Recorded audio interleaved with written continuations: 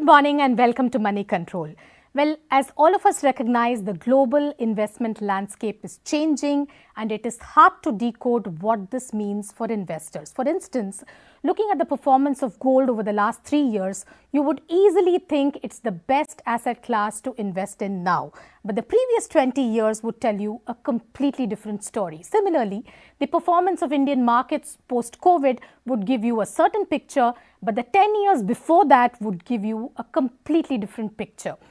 And today, there are multitude of asset classes that are available to Indian investors beyond the plain vanilla equity, debt instruments, as well as mutual funds, gold and silver ETFs, options to invest in equities abroad, mutual funds that invest in overseas equities, and so on. So we have with us a global investment guru, Jim Rogers, who is going to help us decode how the world of investments is changing worldwide and how should Indian investors navigate this environment. Thank you so much, Jim, for joining us for this conversation this morning. So first thing, I want you to give us a sense of how do you see the investment world today and what are the factors you think will shape investment outcomes if we were to look at the next 1 year, 3 years, and 5 years? Well, you've explained it before with your introduction. Yes, things are complicated. I have sold most of my shares around the world.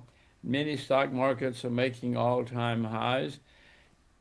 I've been doing this a long time. In my experience, when everybody is happy, somebody should be asking questions. I make many mistakes, so who knows? But I have sold most of my shares around the world. So you are bearish on all asset classes? Well, no, I didn't say that. I just said I've sold most of my shares around the world. I haven't sold everything, and I've obviously sold too soon in most cases.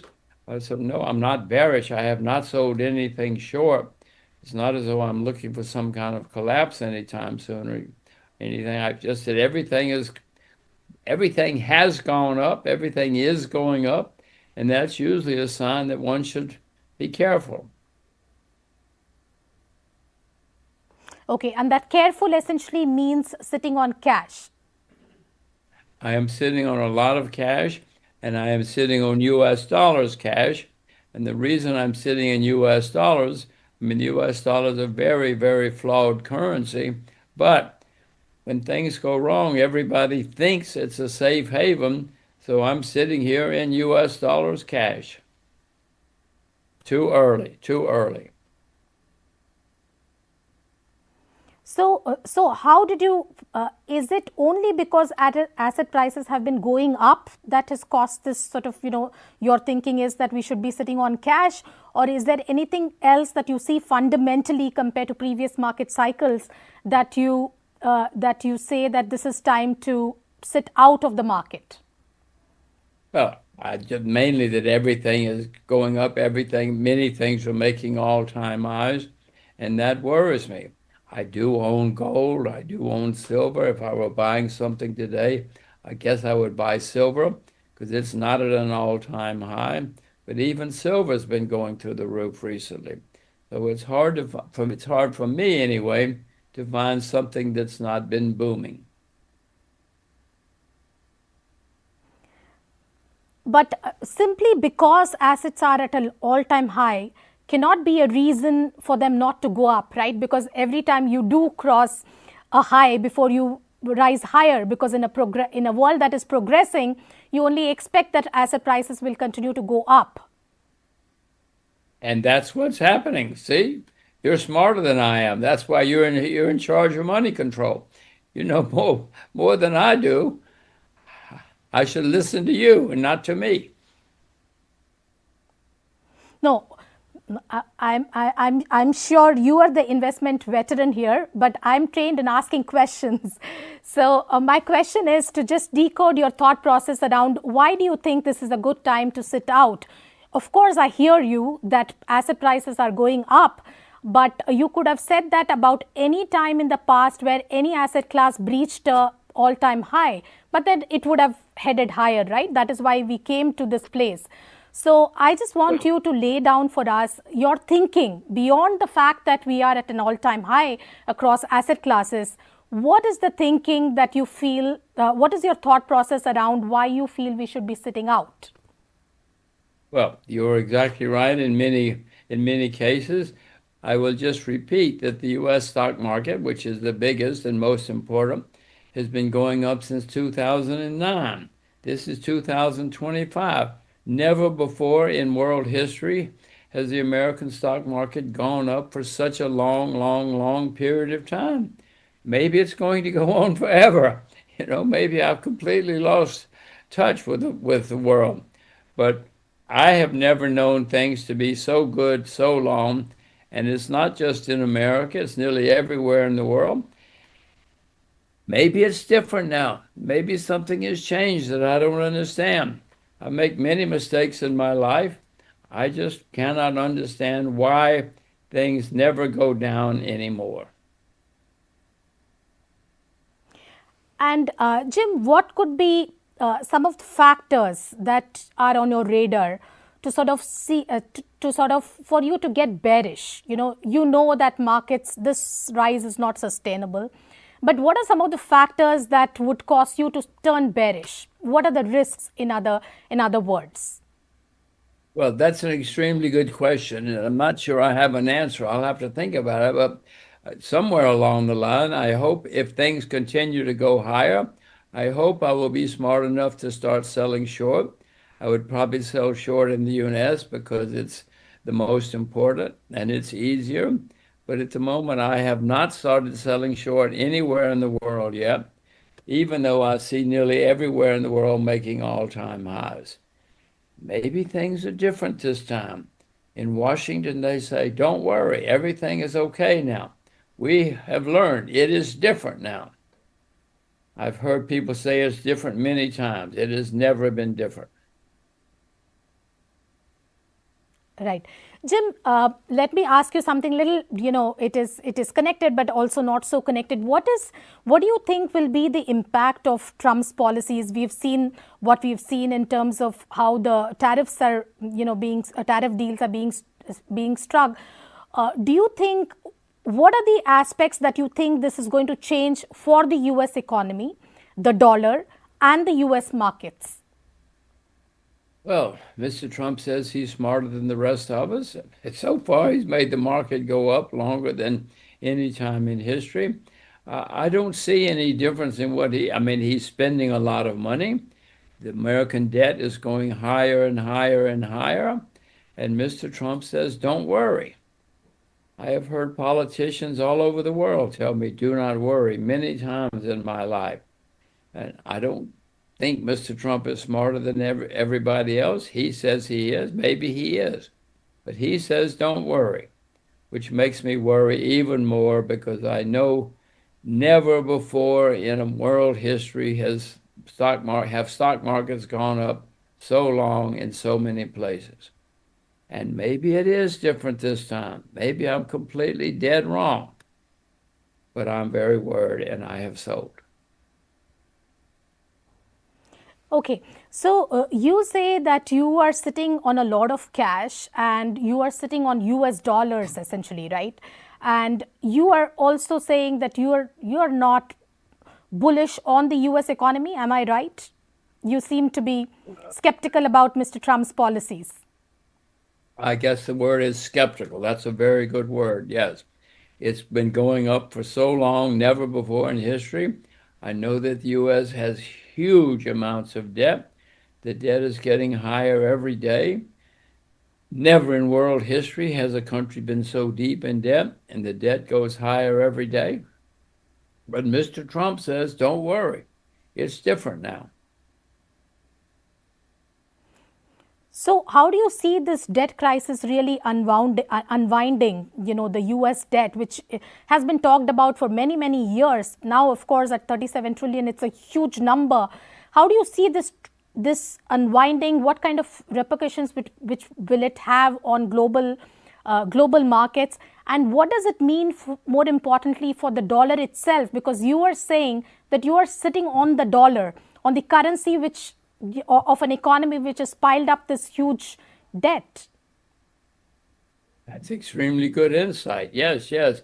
The reason I own US dollars is because people around the world think that the US dollar is a safe haven for historic reasons. I mean, I know the US is the largest debtor nation in world history, but everybody thinks that the US dollar is a safe haven. So I own US dollars. If you have a better currency for me to own, please tell me what it is. But at the moment, I'm sitting here with a lot of US dollars. I've sold nearly every stock market in the world because nearly everybody is making all-time highs.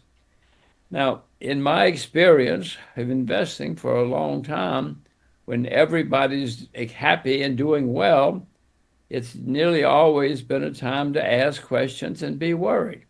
So I have sold, but I have sold too soon. So maybe you should not listen to me. I sold too soon. Right. But Jim, on US dollar again, all these years, for many, many decades, we've seen that, every financial crisis globally, whichever part of the world it happens, dollar has proved to be a safe haven. So no quarrel with that. But the fact that we are also talking about the US debt crisis, why would you think that it will continue to be the safe haven? Why should people pile on to the US dollar? That means that despite the debt crisis, you do believe that investor behavior towards the US dollar and US equity, US assets will not change. That's an extremely good insight. That's why you're doing your job and I'm not. That's why Money Control needs you, because for whatever reason, historic reasons actually, the US dollar has been the world's safe haven. It has been the place to go. It's the largest economy in the world, the largest currency in the world, but it's also now the largest debtor in the world. Now, I own US dollars for the reasons I just explained. I cannot defend it intellectually. If anything, I should be selling US dollars, but I know that everybody in the world, when there's a crisis, goes to what they think is a safe haven, and still, I hope that people still think the US dollar is the safe haven. I repeat, the US is the largest debtor nation in the history of the world, and the debt gets worse every day. We're heading towards some kind of crisis eventually. I don't know when, that's the problem, eventually in the US dollar. But in the meantime, I own a lot of US dollars because the world thinks it is the safe haven. And what is your take on gold? Do you think this rise is sustainable?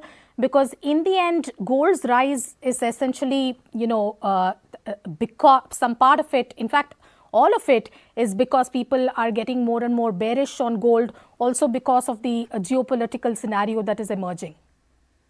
Well, I own gold, as I said. I'm not selling my gold. I'm not buying it now because it's at an all-time high. I bought more silver recently. Silver is still not an all-time high.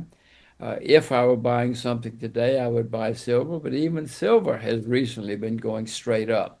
I do own silver. I did buy more silver recently. I'm not selling my silver. I'm not selling my gold. I hope that my children own my gold and my silver someday. Everybody should have silver in the closet, gold under the bed. But in the meantime, I am not buying either because they're both have been going straight up. But I'm not selling either. I hope that I always own my gold and my silver. I learned that from India. Understood. Have you ever been to the market in India? My gosh, Indian women are very, very smart. They've been buying gold and silver for centuries. But Jim, how do you determine what is the correct price of gold? You say that it is at an all-time high and you don't want to buy more gold. But gold, unlike equities, doesn't have intrinsic value, right? There is no earnings power for this. It's not a productive asset. It is sheer demand-supply dynamic that determines the price of gold. So how do you determine this is a good price to, buy or sell or simply, stop or do nothing? How do you arrive at that?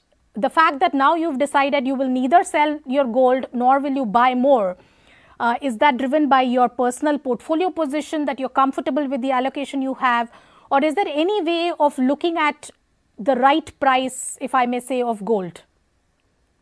You're asking an extremely good question. That's why you have your job at Money Control, and I don't. I don't know what the right price of gold is, but I do know that gold and silver for hundreds of years have been a place that everybody in the world recognizes as value. You remember Jesus Christ? Jesus Christ was sold for 30 pieces of silver. That was hundreds of years ago. Gold and silver have always, around the world, been very valuable, considered valuable by people. Now, maybe the world has been wrong for hundreds of years, but I own gold and silver because in my reading of the world and history, people always think that gold and silver are valuable. I own it. As I say, I don't know the right price. I am not selling now. If they go down, I hope I'm smart enough to buy more. But I'm not buying either right now because both have been going up a lot recently. If you know the right price, please don't announce it on the air. Send me a private email and tell me when to buy more. I want to buy more. I do not want to sell. No such luck, Jim. I'm only looking for answers from you. So you said if it goes down further, you would buy. What would be that level? I mean, what would be that level where you will turn a buyer in gold? Well, I don't have an answer to that. I will just tell you that my judgment usually is that when I see despair and everybody unhappy in a market, that gets my attention. So if I hear on TV that everybody's negative on gold or everybody's negative on silver, then I hope I would be smart enough to buy more. It really depends on the attitude or the feelings in the market more than anything else. I don't have a price. At the market, I hope the market will tell me what to do. Understood. And but if I will repeat, you said you were invested in both gold and silver. Yes. I own both. I've owned both for many years. And silver. So one of the things is silver has not done, it's been a bit of a disappointment. Silver has not done as well as gold. In fact, nowhere close. Why do you think that is? And why do you think a catch-up rally? A lot of people are saying that there should be a catch-up rally in silver. Why do you think that should? Why hasn't it happened so far? Why do you think it will happen in future? Well, I have no idea why it hasn't happened so far, but I do know that for thousands of years, both have done very well. Both have considered by the world places to store value, places of value. So that's why I would buy more silver if I were buying either today.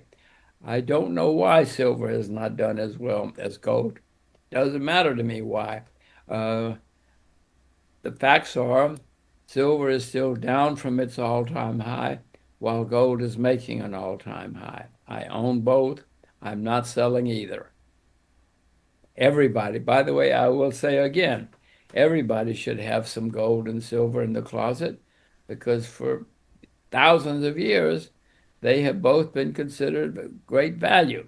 Now, you're going to say, why? I don't know why. All I know is that human beings, for whatever reason, human beings have always considered gold and silver valuable. Understood. So you're basing this entirely on on crowd and behavior of investors as a whole. One asset on which global investors have been by and large negative, although you could say that last 1 year some catch-up rally has happened, is China. What is your view on Chinese equities? By the same logic that generally investors are less bullish, should I say, if not bearish on China. Whichever way you look at it, you look at historical valuations, they are closer to the lows. if you look at, valuation of Chinese equities compared to rest of the markets, it's again at the, bottom quartile. Are you an investor in Chinese equities? Why not? Whenever I look at investing, I always look at the history, see where the market stands compared to its history. And China, I mean, most of the world is making all-time highs. China is still not. China is one of the largest economies in the world, if not the largest economy in the world. Who knows if I'm right? I make many mistakes, but in my view, I still own my Chinese shares. I hope that my children own my Chinese shares someday. China continues to rise, throughout history. At times, China has been extremely successful. They've been disaster at times, but at the moment, in my view, China is still rising. So I own Chinese shares. I hope that my children own my Chinese shares someday. I am not selling my Chinese shares. Are you buying, but are you buying at these levels? I am not, because it's mainly because I'm lazy. I don't know what to buy. Maybe I should watch Money Control to find out what to buy. But at the moment, I'm not buying Chinese shares. In fact, at the moment, I'm not buying shares anywhere because nearly everybody's having a very, very good time. And in my experience, when everybody's happy, it's a time to ask questions. Right.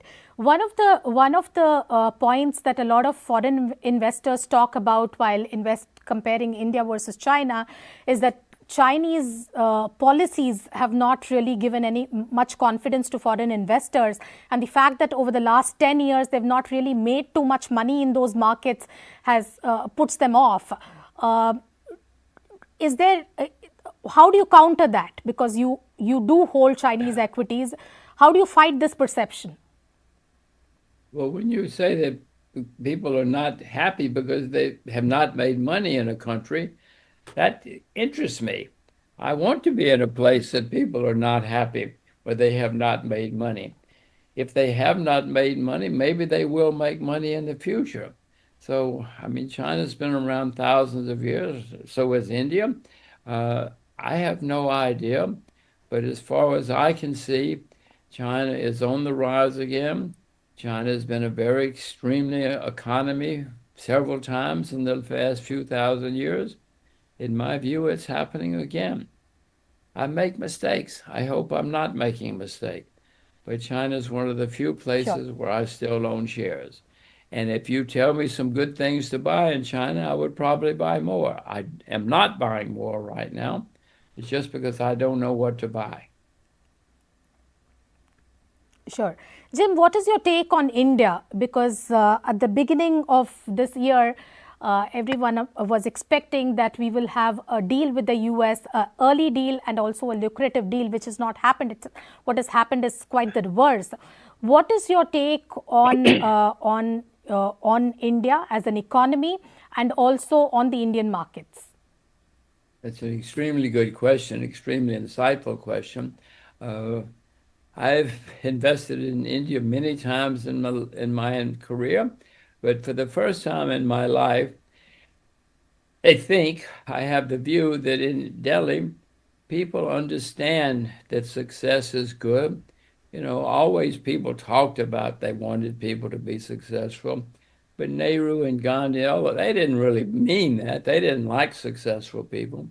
But for the first time in my life, in my view, in India, they want people to be successful.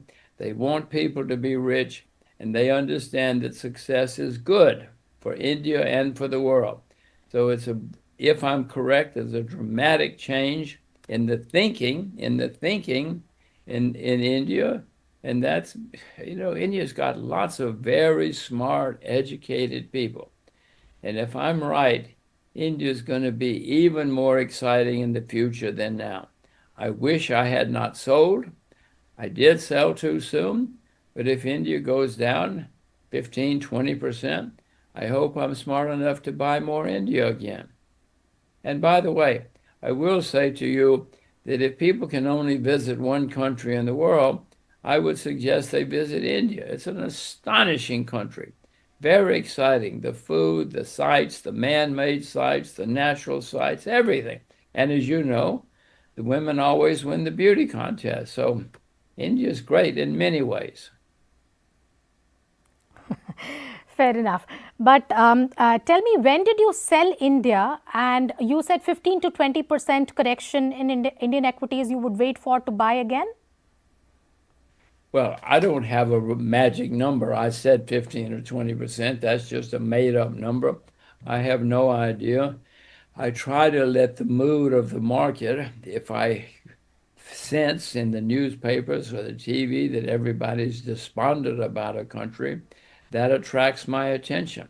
It does not make me buy, but if everybody's unhappy and despondent about a country, that gets my attention. I like to buy when people are unhappy. I don't like to buy when everybody's happy. Fair enough. So based on your current holdings, do we conclude that today, if we were to allocate assets, any new investor has to allocate assets between US, China and Indian equities, how would you pick if we were to plan for the next 5 years? Oh gosh, well, since I've sold all of those countries, I don't really, my answer would be zero, and to have a lot of cash and to have US dollars, because the US dollar is considered a safe haven by most of the world. But the three countries you mentioned, the US, China, and India, all those markets are doing well. China's not. I still own Chinese shares because it has not boomed in the last few years. So I guess the answer to your question is I would buy Chinese shares instead of India or the US. Okay. Jim, one of the things And by the about way, Indian markets is, last couple of years, foreign investors have been continuously selling stakes in Indian equities. First of all, you said that you find India exciting as a country. You said that New Delhi understands economics and economic policies are more progressive.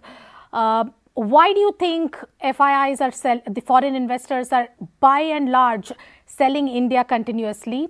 Is it because of valuations? Is there anything else that you think would worry them? well, from what I know, and you know more than I, but what I know is India has, the mentality has changed in Delhi, and India has been a very exciting stock market recently. And when something's exciting, people jump in. I have no idea why, except I do think there has been a dramatic change in the thinking in India. India's got a very long history, and at times you've been an extraordinarily successful country. If you drive around India, you just can't believe some of the places you see. It's always been that way, but there's been despair and failure at times in India. In my judgment, India now, for the first time in my investment lifetime, understands and is going to be a very exciting place to be, both to live and to invest in the future. So please, you should learn about the Indian markets because they're going to be great places to be. And if you know which stocks to buy, send me an email. I want to buy more if it goes down. Fair enough.